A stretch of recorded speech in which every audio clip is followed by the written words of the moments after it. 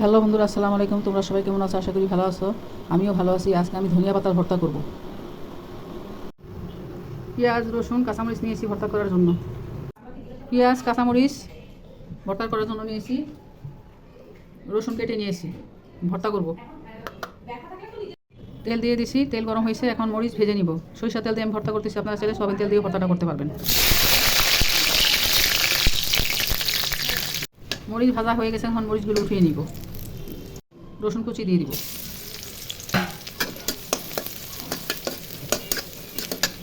পেঁয়াজ কুচি দিয়ে দিব।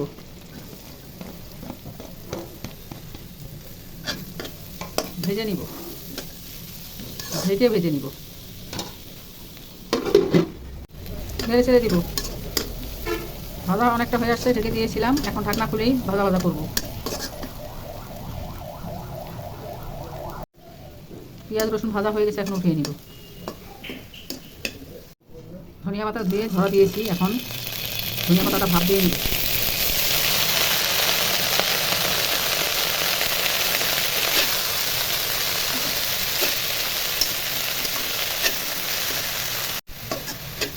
উল্টে পাল্টে দিই, নেড়ে চেড়ে দিই।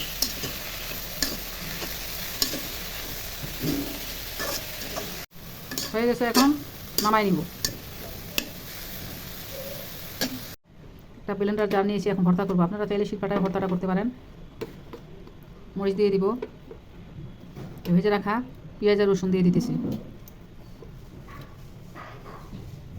এখন ধনিয়া পাতাগুলো দিয়ে দিব।